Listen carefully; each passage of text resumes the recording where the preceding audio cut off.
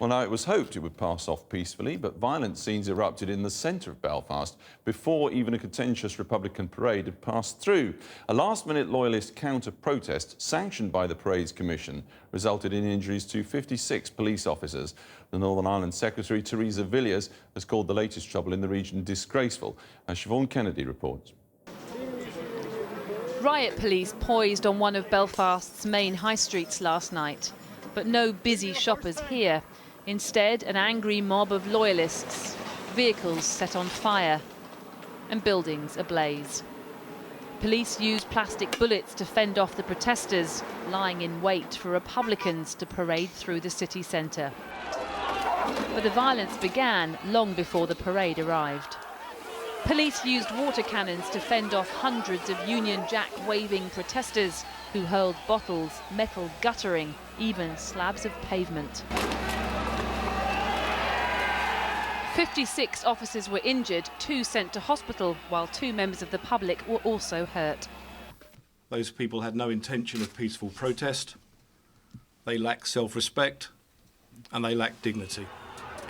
We saw what I can only describe as a mindless anarchy. The Republican parade began on the Ardoyne Road. It was to mark the anniversary of the start of internment in the 70s, which allowed suspects to be held without trial. But before it reached Royal Avenue in the city centre, loyalist protesters had begun to agitate. Cars in neighbouring North Street were set on fire. The parade was diverted on its way to West Belfast, but eventually came within 100 metres of the protesters, and further fighting broke out around the Carrick Hill, Peters Hill and Millfield areas. Police finally pushed the protesters back to the Shankill area to allow the parade to pass. There's no excuse for violence and disorder of this nature.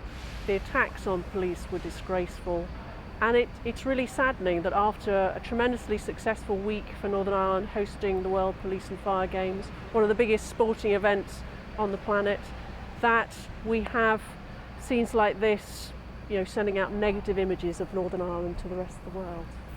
The parade and protest was sanctioned by the Parade's Commission.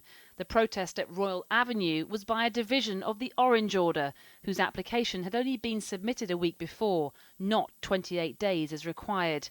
Despite the Commission acknowledging the protest would lead to public disorder, it allowed it to go ahead with restrictions, all of which were then ignored. There was nothing lawful about this protest. There was nothing peaceful about it. It was sheer thuggery. I commend the police officers and their bravery, and hopefully we can get the heart back into the city and get things returned to normality again.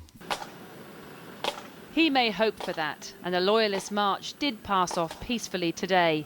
The same may not be true, though, of a controversial parade in County Tyrone tomorrow to commemorate local IRA members killed during the conflict.